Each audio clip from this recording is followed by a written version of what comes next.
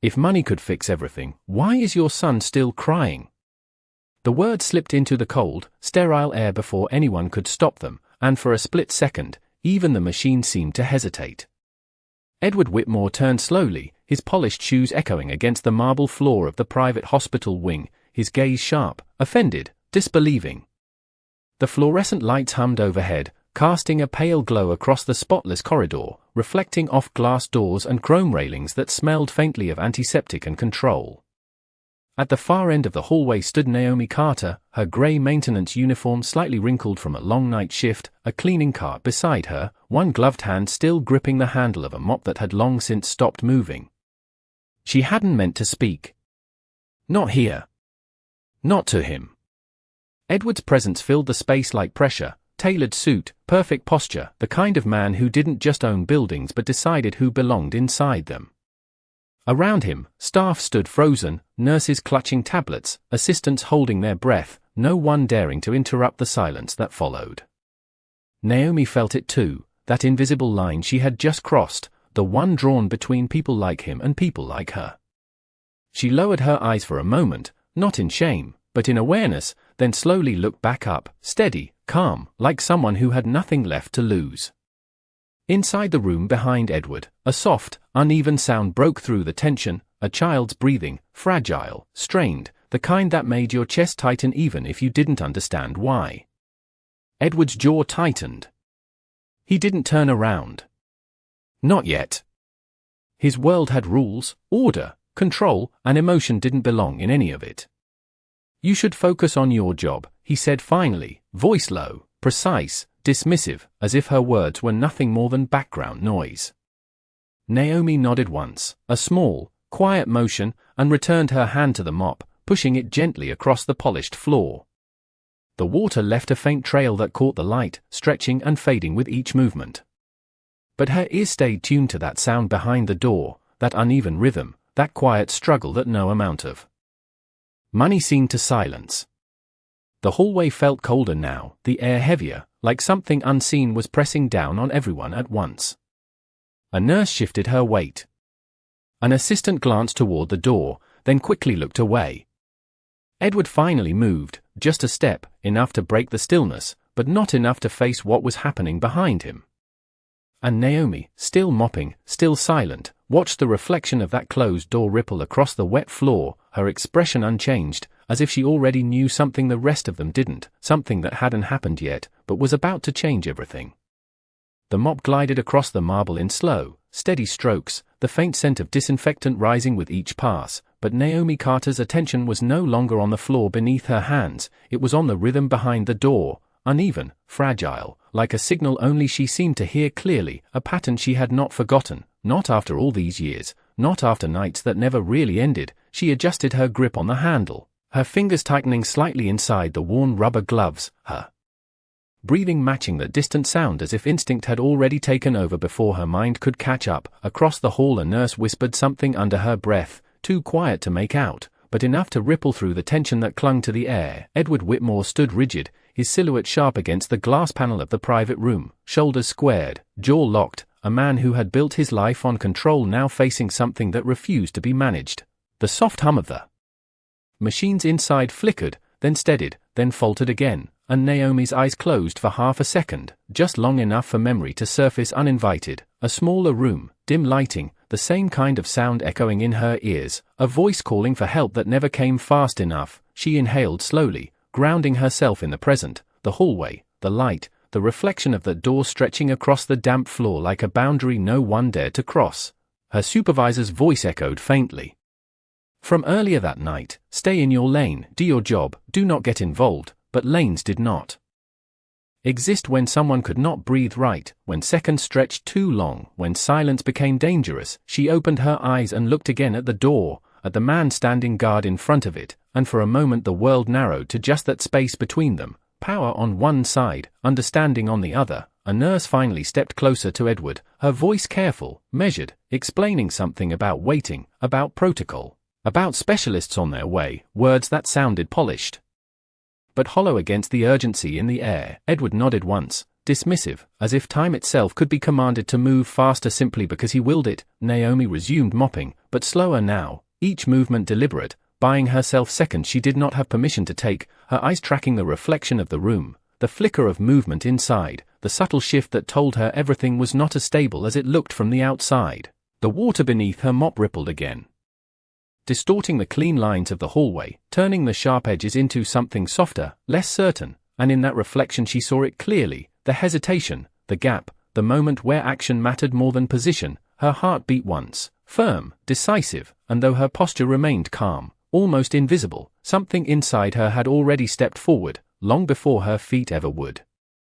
The sound shifted again, subtle but unmistakable, and this time Naomi Carter did not wait for confirmation from anyone else. She let the mop rest quietly against the cart, the wheels giving a soft creak as they settled, and for a brief second the entire hallway seemed to hold its breath with her. Edward Whitmore noticed the movement out of the corner of his eye, his gaze cutting toward her with quiet irritation, but she did not meet it, not yet.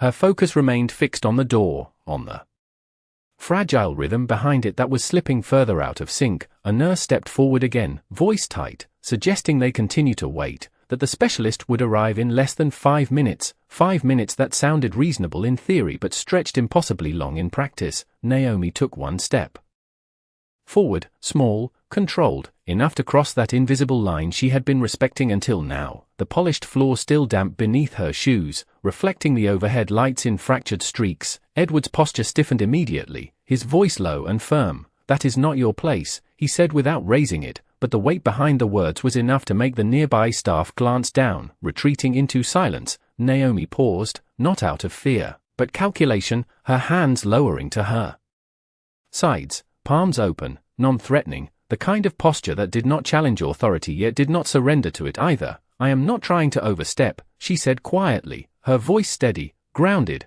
carrying just enough to be heard without breaking the stillness. "I have seen that pattern before." The nurse shook her head slightly, whispering something about protocol again, but Naomi's eyes never left the door. "Sometimes waiting makes it worse," she added, softer this time, almost to herself.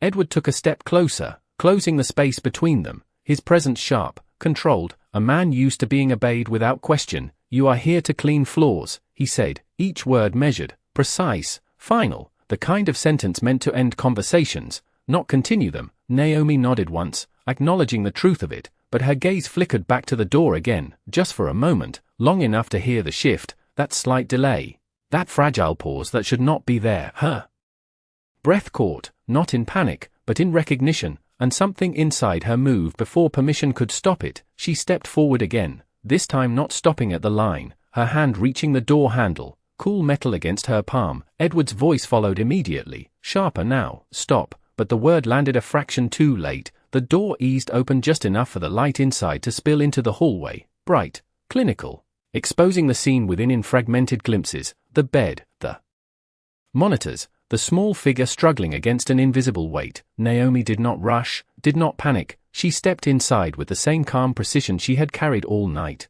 her movements quiet, deliberate, as if she had entered this moment long before it actually arrived. Behind her the hallway remained frozen, every eye fixed on that doorway, on the line that had just been crossed, and Edward Whitmore stood at the threshold, watching something unfold that he could not control, not with money, not with authority, not this time.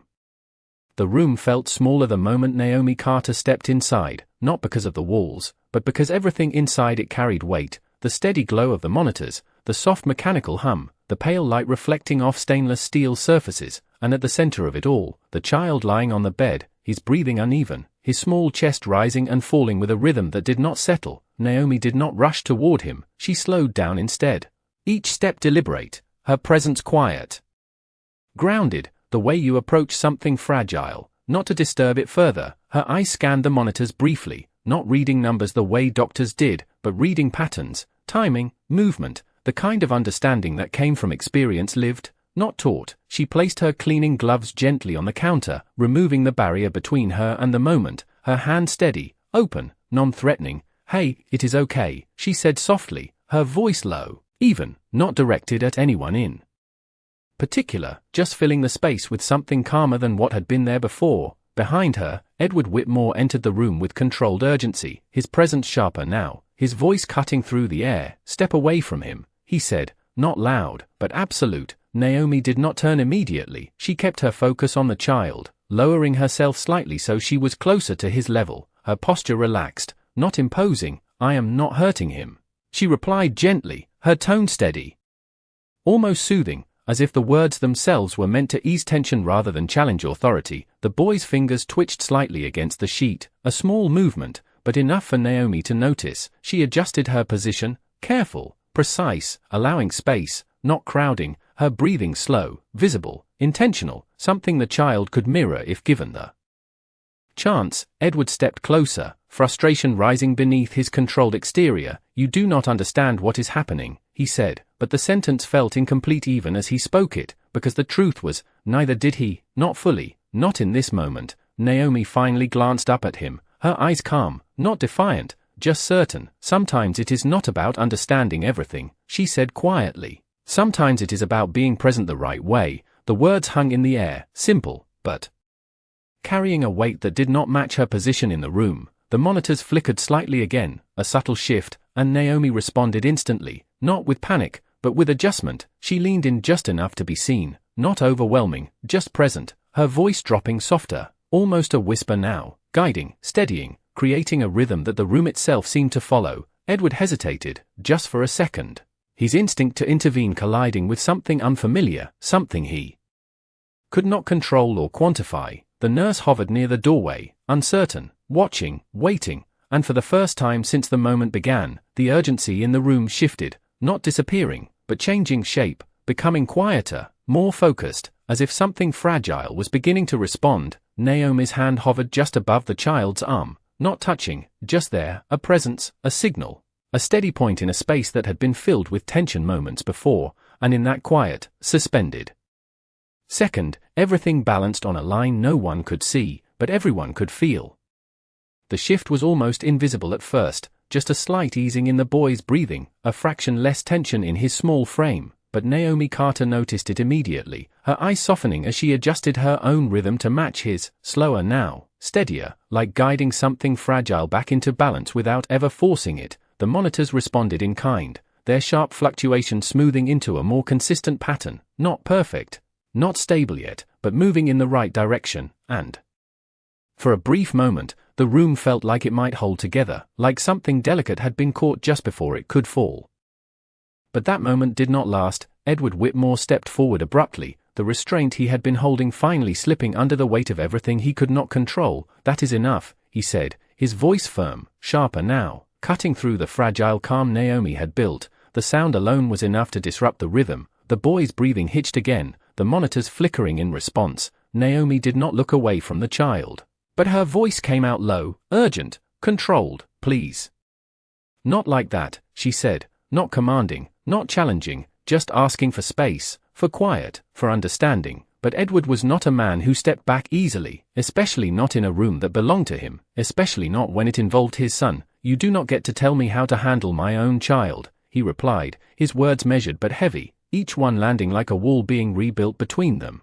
Naomi's hand remained hovering near the boy's arm, still not touching, still respecting that boundary, but her presence did not retreat. "I am not trying to take anything from you," she said softly. "I am trying to help him breathe easier." The nurse shifted again near the doorway, caught between authority and what she was witnessing unfold, the tension rising, pulling at the fragile progress that had just begun to form. Edward exhaled sharply, frustration tightening across his face, his control slipping in small, visible ways. "Security," he called out without raising his voice, but the command carried instantly. Footsteps echoed from the hallway, approaching quickly. Naomi heard them, of course she did, but she did not move away, her focus still anchored to the boy, her breathing steady, unwavering, as if she had already accepted what would come next. The door opened wider behind them, two staff members stepping in, hesitant but ready to act, and in that moment, everything teetered again, the fragile calm, the rising authority, the unspoken question of who would be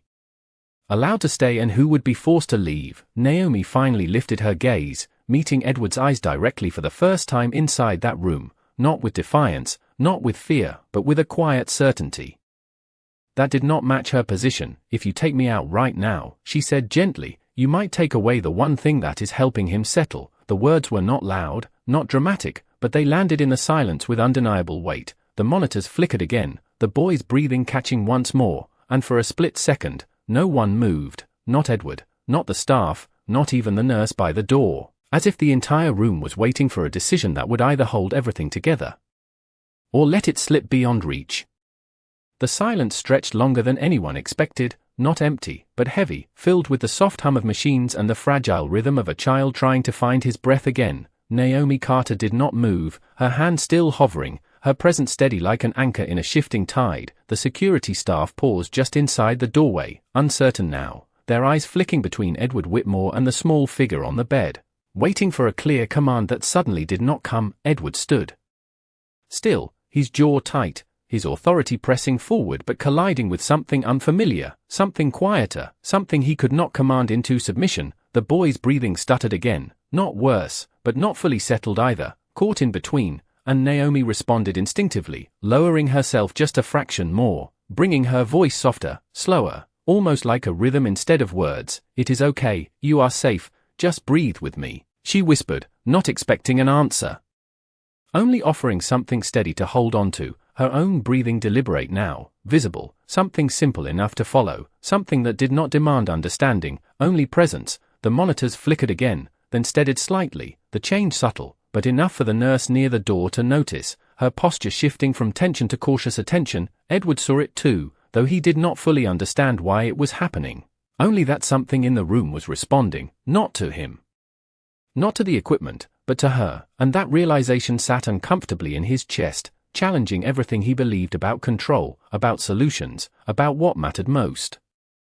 His gaze moved from Naomi's steady posture to his son's face, pale but no longer as strained, the lines of tension softening just a little, enough to make him hesitate. His voice, when it came again, was lower, less certain. "What are you doing?" he asked, not as a command this time, but as a question he did not want to ask. Naomi did not look away from the child, her answer simple, honest. "I am giving him something to follow that is not fear," she said quietly, the words settling into the space between them, not dramatic, not complex, but carrying a truth that did not require explanation. The room seemed to lean into that quiet, the urgency shifting again, no longer sharp and scattered, but focused, contained, like a storm beginning to pass rather than build. The security staff remained where they were, no longer stepping forward, no longer certain they should. The nurse took a small step closer to the bed, watching the monitors, then the child, then Naomi, her expression changing from doubt to something closer to understanding. Edward exhaled slowly, the tension in his shoulders easing just slightly, not gone, but no longer driving every movement,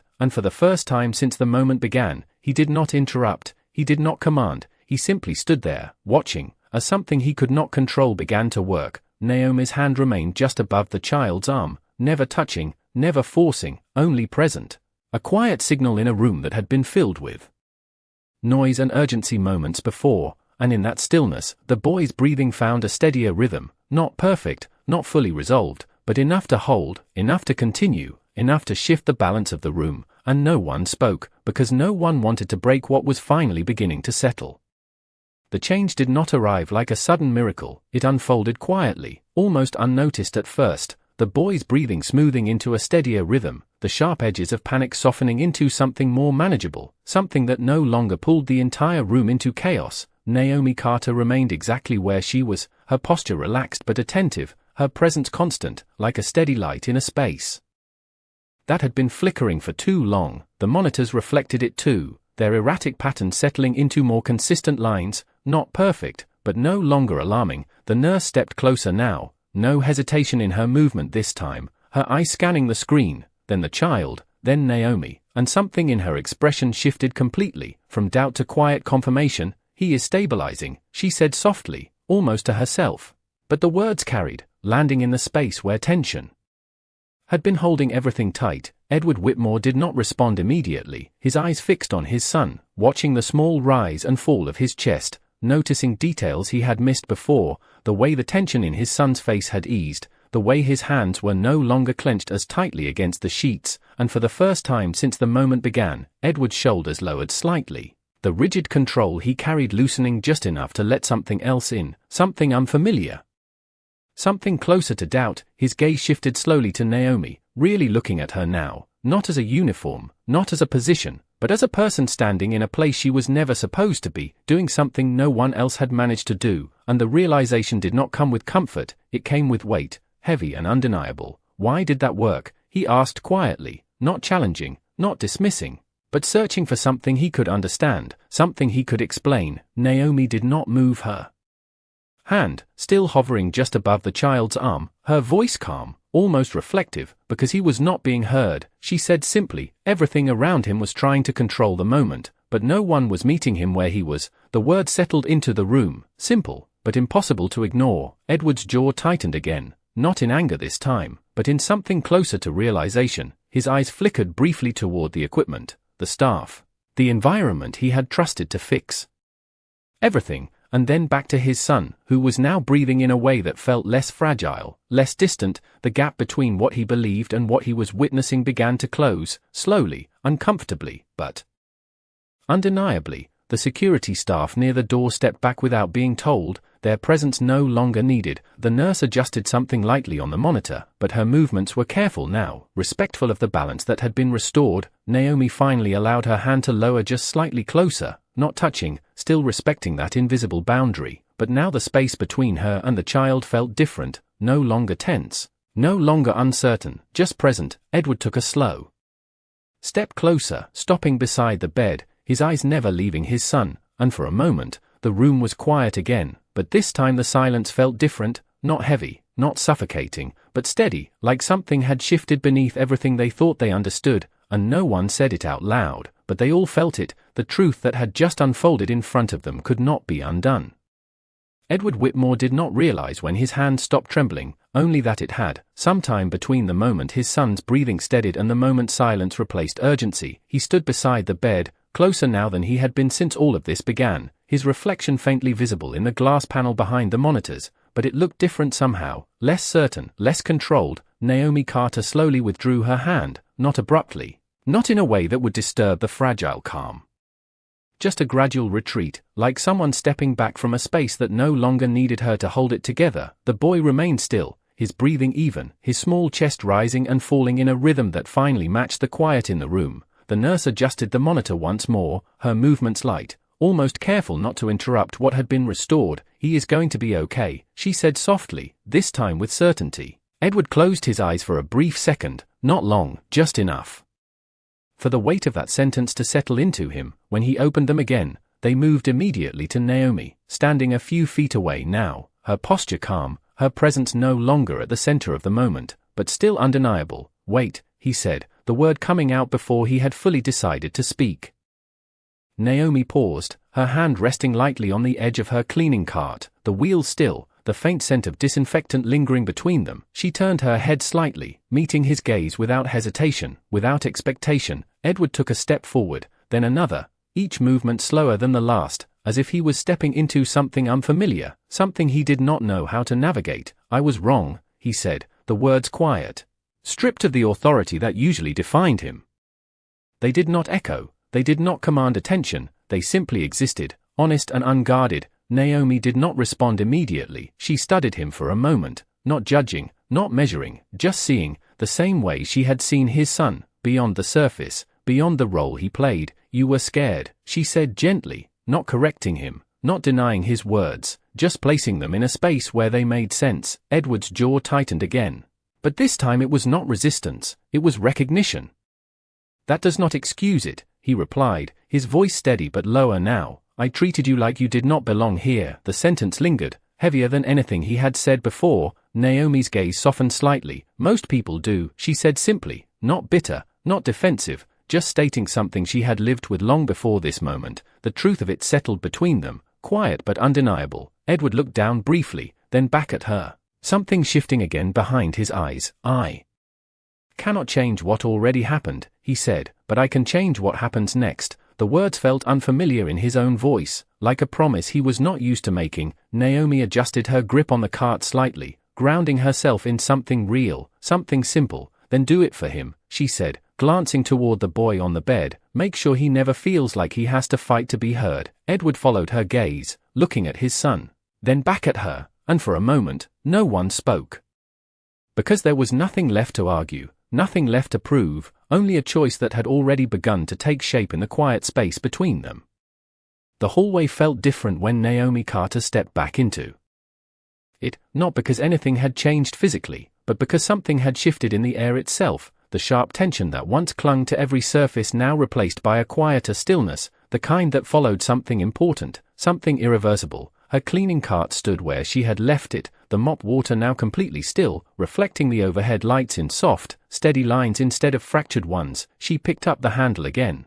Her movement slow, grounded, returning to the rhythm she knew, the simple, repetitive motion that had always kept her anchored. Behind her, through the slightly open door, the soft, even sound of the boy's breathing carried into the hallway, no longer strained, no longer uncertain, just present, alive in a way that did not need to be questioned. Edward Whitmore remained inside for a moment longer, standing beside the bed, watching his son with a stillness that did not belong to the man he had been hours earlier. His reflection in the glass now looked less like control and more like awareness, like someone seeing clearly for the first time. When he finally stepped out into the hallway, his eyes found Naomi immediately, not with authority, not with expectation, but with something quieter, something that did not need to be spoken. She did not stop what she was doing, the mop gliding across the floor in steady lines, her focus on the work in front of her, not avoiding him, just continuing, the way she always had. Edward took a step closer, then paused, as if unsure where he belonged in this moment, the distance between them no longer defined by position, but by something deeper, something that had been broken and now stood open. He did not speak, and neither did she, because there was nothing left that needed to be explained. The nurse passed by quietly, offering a small nod to Naomi, not formal, not forced, just recognition, something simple but meaningful. The security staff were gone now, their presence no longer necessary. The hallway returned to its usual rhythm, footsteps, distant voices, the low hum of a place that never truly stopped, but for a brief moment, everything slowed again. Naomi finished the section of floor in front of her, then gently wrung out the mop, the water dripping back into the bucket with soft, measured sounds. She straightened up, her back relaxing slightly, and for the first time since she had stepped into that room, she allowed herself a quiet breath, not heavy, not dramatic, just enough to release what she had been holding. Edward watched her for a second longer, then glanced back toward the door where his son rested, the connection clear now, undeniable. He reached for the handle, but stopped just before opening it, his hand hovering in the air, mirroring something he had seen earlier, something he had not understood at the time. Then slowly, deliberately, he opened the door and stepped inside, not as someone in control, but as someone learning how to be present. Naomi turned the